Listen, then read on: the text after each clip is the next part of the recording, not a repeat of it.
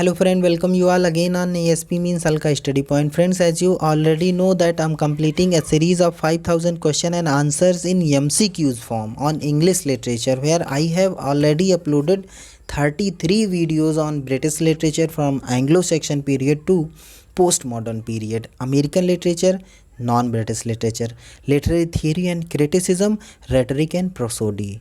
Indian literature in English translation also has been covered.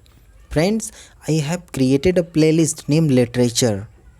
If you want, you can go in the playlist and can watch all the videos of English literature I have uploaded yet so far. Friends, today in this video I am solving previous year question paper of UGC NET June 2014 paper 3rd. Let's start. Our first question of the day is, where Sir Thomas Wyatt adopted Petrarch and Petrarchism to English sounds and meters. Surrey's verse tend to look back beyond Petrarch to thee. Which option is correct? Friend, इसका answer है option D, Latin verse is correct. But friends, यहाँ पर नाम आया है sir Thomas वायट का और सरे का, तो इन दोनों राइटर्स के बारे में थोड़ा सा हम लोग एडिशनल नॉलेज ले लेते हैं. सर थॉमस वायट के बारे में थोड़ा सा समझते हैं. यहाँ पर अगर मैं आपसे पूछूं कि सर थॉमस वायट का जन्म कब हुआ था, when he was born, sir Thomas Wyatt was born in 1503, मतलब 1503 ईस्वी में इनका जन्म हुआ था. And when he was died, कब इनकी डेथ हुई थी, 1542 में. तो ये दोनों फैक्ट बहुत इंपॉर्टेंट हैं, 1503 और 1542. ठीक, ये चीज़ें अभी आप कंफर्म कर लीजिए कि sir Thomas Wyatt was born in 1503 and he was died in 1542. ठीक, अच्छा, इतना जानने के बाद थोड़ा सा और जान सकते हैं कि सर थॉमस वायट ने किया क्या था, पर और ये थे क्या. अगर ये थे क्या की बात हो रही है तो आप ये समझ सकते हैं कि he was 16th century English politician थे. 16th सेंचुरी के इंग्लिश पॉलिटिशियंस थे, पोएट थे, और बहुत सारे वर्क इन्होंने किए थे.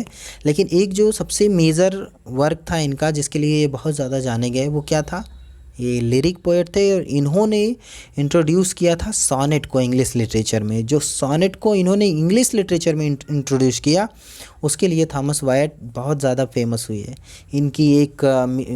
इनका एक वर्क आया था टोटल्स मिसलेनी. टोटल्स मिसलेनी बहुत ज़्यादा एग्ज़ाम में पूछा जाता है, तो टोटल्स मिसलेनी सर थॉमस वायट का ही था.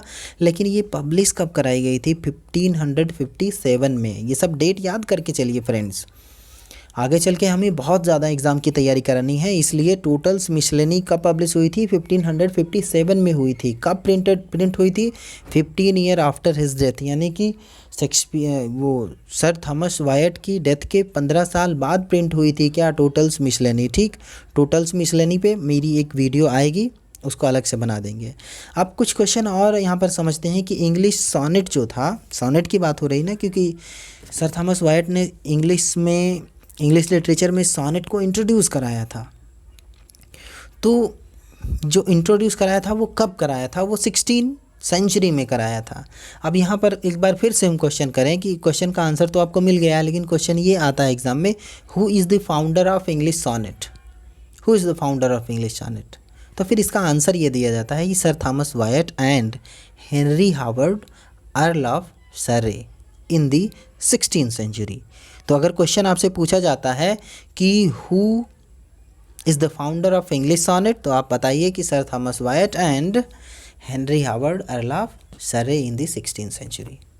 ठीक, एक थोड़ा सा कभी कभी ये क्वेश्चन पूछा जाता है, शेक्सपियर से है, टीजीटी में शेक्सपियर से पूछा ही जाता है हर सवाल, इसलिए मैं इसको यहाँ डिस्कस करना चाहता हूँ. शेक्सपियर की बात यहाँ नहीं है, लेकिन सॉनेट की बात है, और सॉनेट से थोड़ा सा शेक्सपियर का रिलेशन है, क्योंकि उन्होंने 154 सॉनेट लिखी है, डार्क लेडी और एक और थे SWWH के लिए, विलियम हर्बर्ट के लिए, जो उन्होंने डेडिकेट किया था. उसको शेक्सपियर पढ़ाएंगे तब पढ़ेंगे. लेकिन यहाँ पढ़ते हैं एक क्वेश्चन फिर से मैं आपसे पूछता हूँ शेक्सपियर से लेकर, did Shakespeare invent the sonnet.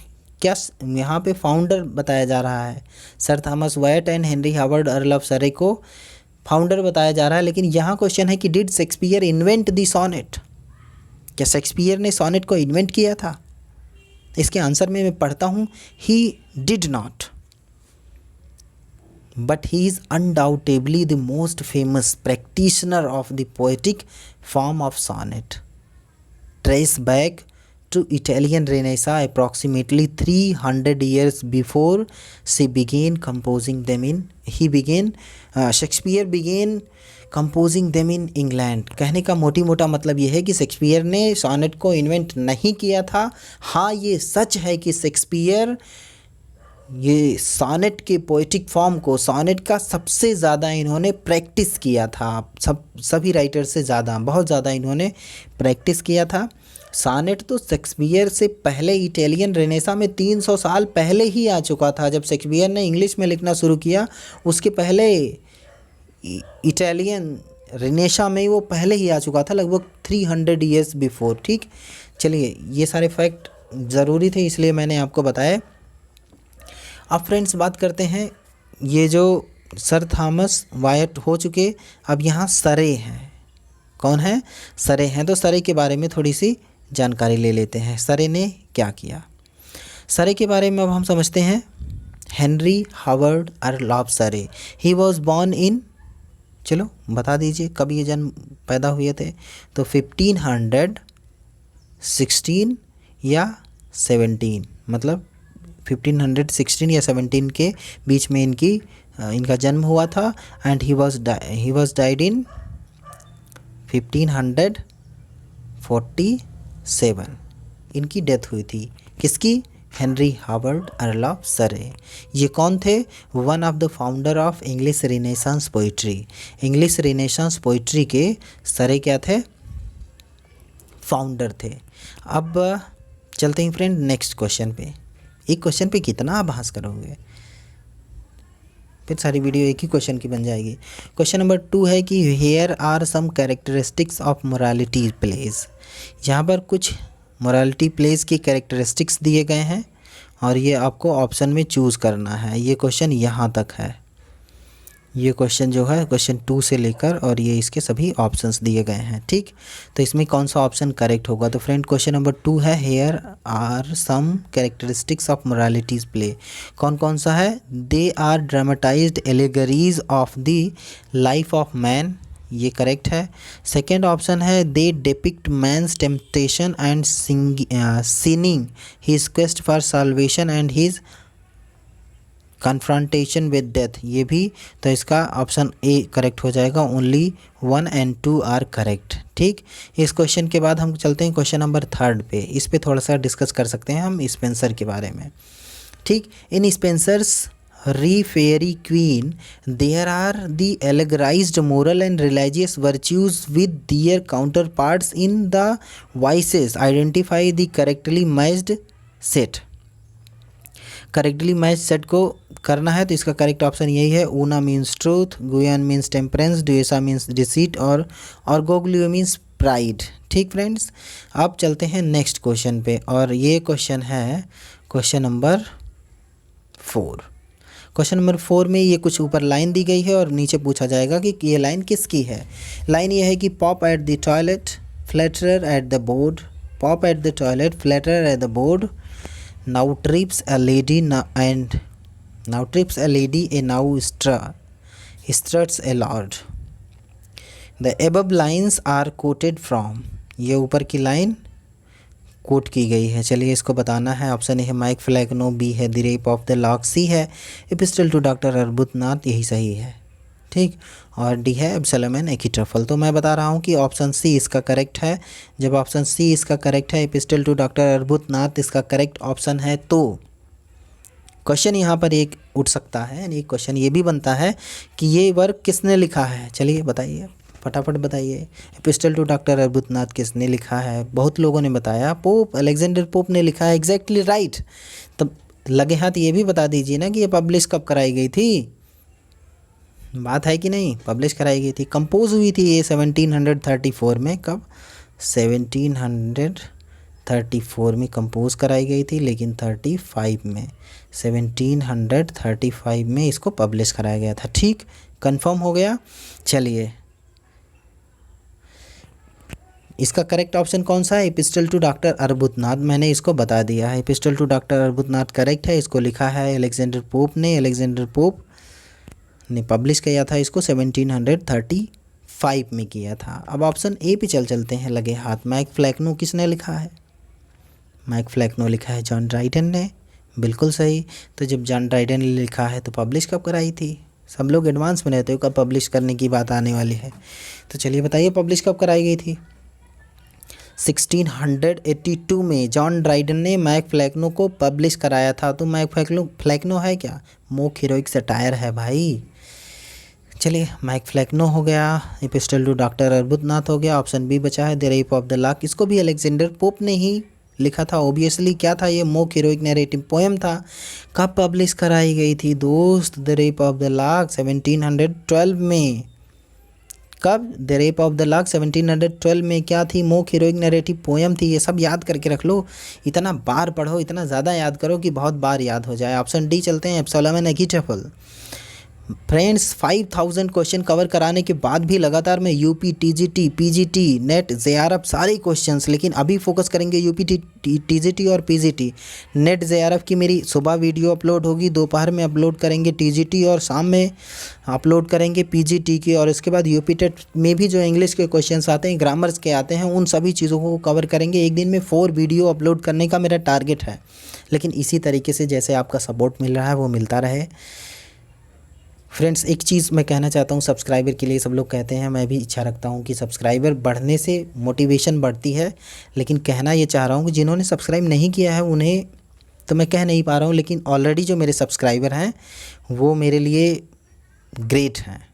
Thank you so much, क्योंकि आपने मुझे मेरे चैनल को सब्सक्राइब किया है, इसलिए मैं आप सभी लोगों का बहुत आभारी हूँ कि आप इतना मुझे सपोर्ट कर रहे हैं। चलिए अच्छा, एब्सोलम एंड एकीटफल के बारे में बताया कि नहीं बताया? चलो एक बार फिर से बता देते हैं। एब्सोलम एंड एकीटफल लिखा था जॉन ड्राइडन ने। क्या था? वर्सेटायर था। और कब लिखा था, कब पब्लिश कराया था? 1681 में कराया था। कब? 1681 में, 1681 में। अंग्रेजी पढ़ो हिंदी में, ये मैं टैग बना सकता हूँ ना। आइए अंग्रेजी पढ़ लो हिंदी में, बहुत आसान। But it is not significant that बकवास बोला जाए बहुत सारी चीज़ें। ठीक है, क्वेश्चन नंबर 5 कहता है, 5 से पहले एक चीज़ मैं भूल गया यहाँ पे। क्या भूल गया? अलेक्जेंडर पोप की बर्थ डेट बताने के लिए। Alexander pope, rape of the Lucrece और एपिस्टल टू डॉक्टर अर्बुथनाथ इन्होंने लिखा है। फ्रेंड्स अलेक्जेंडर पोप जो थे वो 1688 में इनकी बर्थ डेट है, और ही वॉज डाइड इन 1744 में। बहुत इंपॉर्टेंट क्वेश्चन है। इनके अलेक्जेंडर पोप के एपी लिख देते हैं। एपी से अवधेश प्रताप भी होता है, मेरा नाम है, और अलेक्जेंडर पोप भी होता है।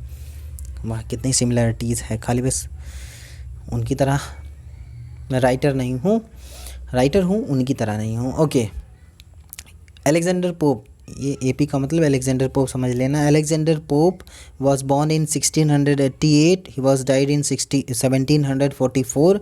हिज नोटेबल वर्क, उनके कुछ नोटेबल वर्क को बताता हूँ। The Dunciad, the rape of Lucrece, an essay on criticism, an essay on man, epistle to doctor Arbuthnot, Windsor forest, elegy on the memory of an unfortunate lady. ये सारे work हैं किसके? AP, यानी AP बोले तो Alexander pope, Awadhesh Pratap नहीं, Alexander Pope. ये जितने भी वर्क मैंने बताया वो कब कब पब्लिश हुए हैं, चलिए एक बार फिर से पूछ लेता हूँ। डंसियार्ड कब पब्लिश हुई थी? 1727 में। द रेप ऑफ लुक्रीस कब पब्लिश हुई थी? 1712 में। N essay on the criticism, an essay on criticism कब पब्लिश कराई गई थी? 1711 में। एन एसे ऑन मैन कब पब्लिश कराई गई थी? चलिए ये भी बता दीजिए, एन एसे ऑन मैन कब पब्लिश कराई गई थी? 1734 में। एपिस्टल टू डॉक्टर अर्बुथनाथ कब पब्लिश कराई गई थी? अभी बताया मैंने, 1735 में, 34-35 के बीच में। नेक्स्ट क्वेश्चन ये हो सकता है कि विंडसर फॉरेस्ट कब पब्लिश कराई गई थी? 1713 में। अगला question, elegy of the morning of an unfortunate lady कब पब्लिश कराई गई थी? 1717 में। क्या है? हीरोइक कपलेट है। ये सब अलेक्जेंडर पोप के बारे में था। थोड़ा सा नॉलेज है, हम अलेक्जेंडर पोप नहीं पढ़ा रहे हैं, क्वेश्चन पढ़ा रहे हैं, फिर भी थोड़ा सा एडिशनल नॉलेज जानना ज़रूरी है। और फ्रेंड दावे के साथ कहता हूँ ये थोड़ा नहीं है, बस ये थोड़ा याद कर लो तो तुम थोड़े से घड़ा भर जाता है, पानी से, बूंद बूंद से। अब यहाँ पर दो राइटर थे, एक मैक फ्लैकनो वाले ड्राइडन और द रेप ऑफ लुक्रीस वाले एपी। ठीक, ड्राइडन के बारे में जानना इसलिए ज़रूरी है क्योंकि ड्राइडन जो थे वो फर्स्ट पोएट लारीड थे भैया। फर्स्ट पोएट लारीड कब बनाए गए थे? 1668 में। कौन बनाया गया था? Dryden, DRYDEN। ड्राइडन को 1668 में पोएट लारीडशिप मिली थी।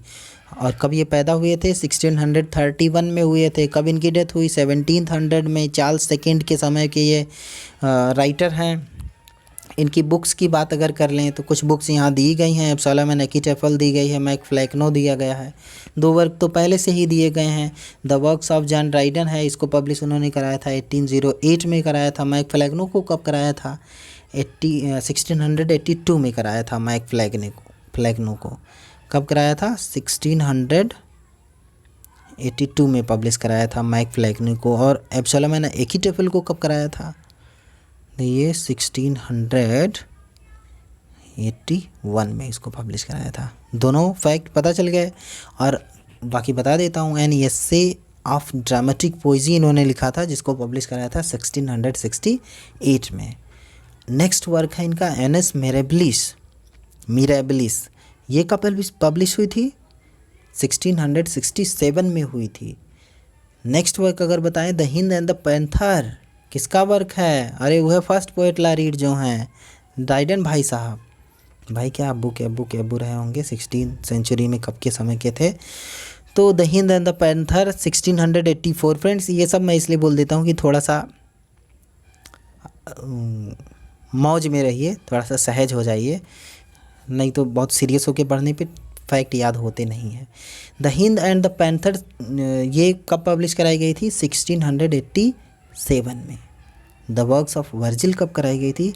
1697 में। ये सब जॉन ड्राइडन के वर्क हैं। फेबल्स एंशिएंट एंड मॉडर्न भी उन्हीं का वर्क है, जो कि 17th सेंचुरी में पब्लिश कराई गई थी। इतने सारे फैक्ट बोले तो अलका स्टडी पॉइंट या फिर अवधेश प्रताप। अपना नाम तो बहुत कम लेता हूँ, अलका स्टडी पॉइंट ज़्यादा नाम ले लेता हूँ।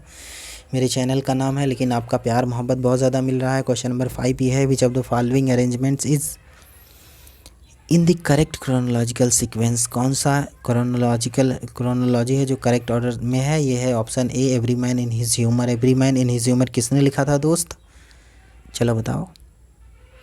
Every man in his humour किसने लिखा था? इसको लिखा था बेन जॉनसन ने। बिल्कुल करेक्ट, आप लोग बहुत फास्ट हैं, बहुत अच्छे हैं। बेन जॉनसन ने लिखा था। कब लिखा था? कब पब्लिश कराया था? 1598 में। ठीक friend, every man in his humour कब पब्लिश कराई गई? 1598 में। कौन कराया? बेन जॉनसन ने कराया। तो अगला चलते हैं, 1598 में है तो नेक्स्ट वर्क कौन सा है? क्योंकि सीक्वेंस में लगाना था हमको, क्रोनोलॉजिकल ऑर्डर में लिखना था। तो द शू मेकर्स हॉलीडे कब पब्लिश कराई गई थी? ये दूसरा भी देख लेते हैं। द शू मेकर्स हॉलीडे हुई थी पब्लिक 1600 में। ठीक, किसने लिखा था? थॉमस डेक्कर ने लिखा था।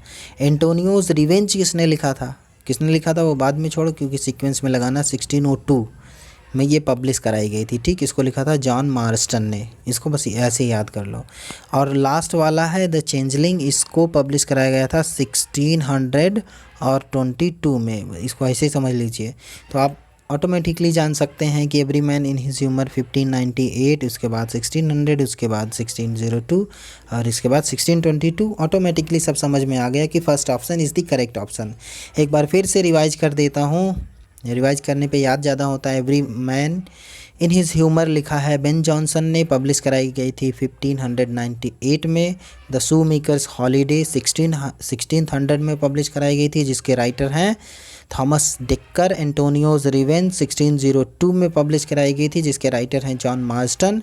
और चेंजलिंग 1622 में पब्लिश कराई गई थी। मुझे लगता है इसके राइटर का नाम मैंने नहीं बताया, तो आप बता देता हूँ, थॉमस मिडिल्टन एंड विलियम राउले। कोई चिंता नहीं है, मेहनत से पढ़ो, फैक्ट को ढूंढ के लाओ और एग्ज़ाम में क्वालिफाई करके पेरेंट्स का नाम रोशन करो। क्वेश्चन नंबर 6 पे, दो Coleridge refers to motive hunting of a motiveless malignity, the human villain Iago is far from motiveless. His motives are। इसका कौन सा ऑप्शन करेक्ट होगा फ्रेंड्स? ये ऑप्शन देख लीजिए, he has been disappointed of military promotion, और option यहाँ पर है, नेक्स्ट ऑप्शन है he suspects Othello of cuckolding him. तो इसका करेक्ट ऑप्शन हो जाएगा ऑप्शन ए, मतलब A and B are correct, मतलब first and second are correct. तो फर्स्ट जो हमने उधर बताया और यहाँ सेकंड इसका ऑप्शन है, ये दोनों करेक्ट हो जाएंगे। फ्रेंड अब बात कर लेते हैं क्वेश्चन नंबर 7 का। In the prologue to Doctor Faustus the chorus purpose that the theme should be, इसका करेक्ट ऑप्शन कौन सा होगा? ये भी उसी तरीके का क्वेश्चन है, तो इसका करेक्ट ऑप्शन हो जाएगा friends option C, first and 4 are correct, यानी cursed, necromancy and self conceit इसका करेक्ट ऑप्शन हो जाएगा। फ्रेंड्स चलते हैं नेक्स्ट क्वेश्चन पर, और ये क्वेश्चन है the centre of his plays is a proud character on Marlowe's model with a bold licence in speech and actions full of elaborate metaphors, phrase stumbling after phrase, as he asserts himself in the French court. Dryden unjustly described his style as a dwarfish thought dressed up in gigantic words. Who is the Jacobean playwright? इसमें से Jacobean playwright कौन सा है? इसका correct option है George Chapman, Jacobean writer हैं इसमें। Paradise की बात कर लेते हैं। In Paradise Lost book 9 Milton writes that Adam wrote overcome with, इसका करेक्ट ऑप्शन होगा female charm, with female charm and so ate the forbidden fruit against his better knowledge. Friends Milton के बारे में कुछ बता दें कि he was born in 9 December 1608 and he was died in 8 November 1674। Birth place इनका है bread street, chief side, London, England. Total ये 65 ईयर के थे जब इनकी डेथ हुई। डेथ प्लेस का नाम है डंशिल, लंदन, इस तरीके से कुछ नाम है। और रेस्टिंग प्लेस का नाम है संत गाइल्स विदाउट क्रिपल गेट। और इनकी स्पाउस, 3 स्पाउस थी, जिन तीनों पत्नियों के बारे में बात करने के बाद हम नेक्स्ट टॉपिक को कवर करने वाले हैं। इनकी 3 जो वाइफ थी, फर्स्ट वाइफ थी कौन थी? चलिए आपसे ही पूछ लेते हैं ना, फर्स्ट वाइफ कौन थी?